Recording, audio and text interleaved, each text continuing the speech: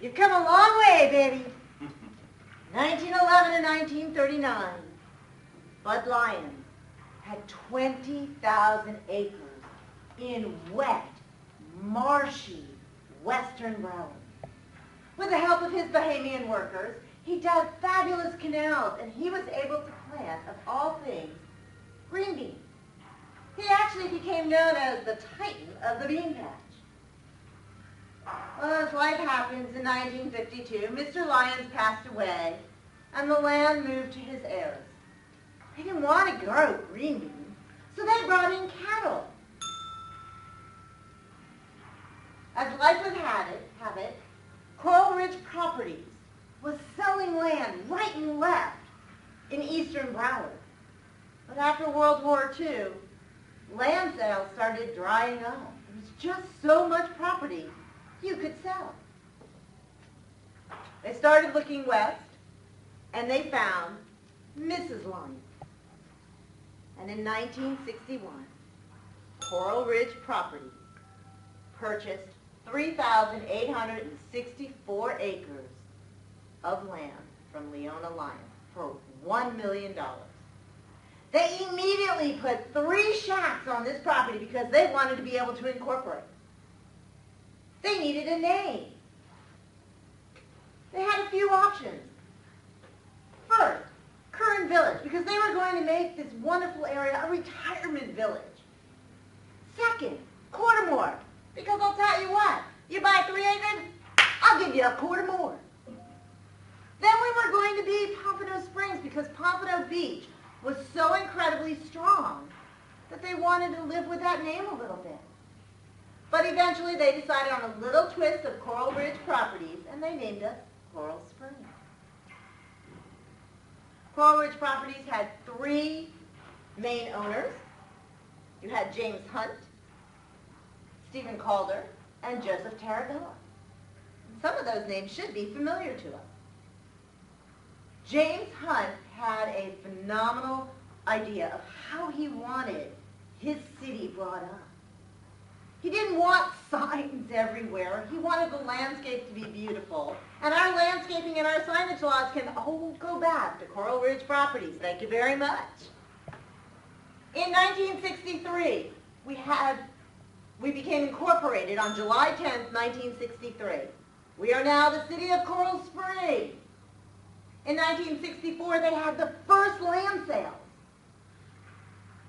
536 lots were sold at the Gulf Ocean Mile. City of Coral Springs is coming up, baby. In 1965, more land was purchased.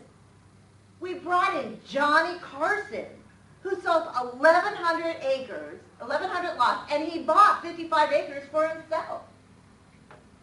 James Hunt not only gave us our landscaping and he gave us our signage laws, but he decided, you know what, we needed to have something special. Most of you probably don't realize this, but in the 1960s, Wiles Road was the only road into Coral Springs. He hired George Hoppat, who was a well-renowned architect, to come in, build City Hall, and he wanted something special on Wiles Road. George really liked colonial architecture, hence why we have a colonial City Hall. And he built the covered bridge. A lot of history in that covered bridge. Actually, it's a historic landmark at this point. In the beginning, one side said Bull of the Wool, Bull of the Woods for the men, and the other side was Sweet Peach Snuff for the ladies. Historic landmark. In 1966, the city of Coral Springs caught the eyes of corporate America. Westinghouse decided they were going to purchase the city of Coral Springs. 1966, $36 million later, the Westinghouse purchased Coral Springs.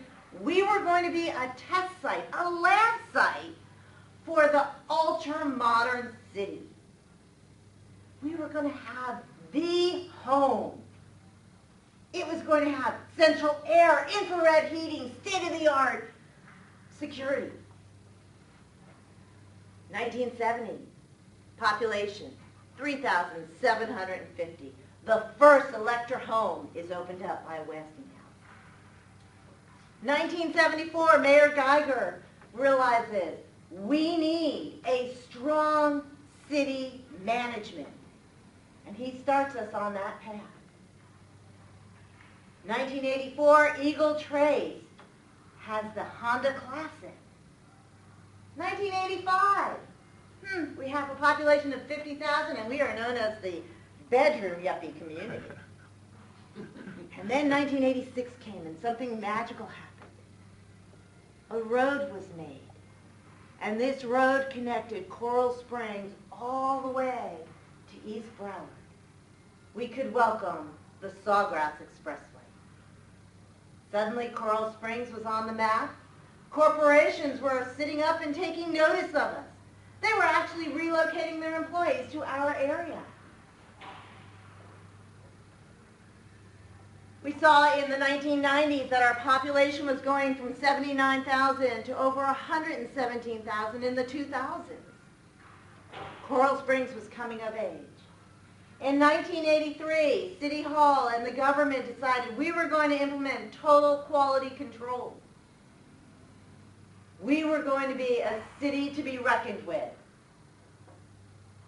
And in 1994, we decided to uproot and redo our cultural facilities, our athletic departments, more parks. It's an incredible history of Coral Springs, something that every one of us should understand. But you know, that's just the historical timeline, and that gets kind of boring. Let's talk about the fun stuff, the stuff like Gerald Ford actually came here for the Honda Classic. Arnold Palmer stayed in one of the Electra homes. We are actually in the book of trivia because we have the first McDonald's without the golden arches, which can be found on Sample Road in Woodside. And let's not forget the fact that in 1988, we were actually in the Guinness Book of World Records for the largest hamburger and the largest milkshake. A lot has happened in the city of Coral Springs. We originally were known as the city in the country, with our green beans and our cattle. Here we are years later. We are one of 34 cities that have AAA ratings on our bonds. We are known for our beautiful communities, our quality schools, our abundant parks and recreation.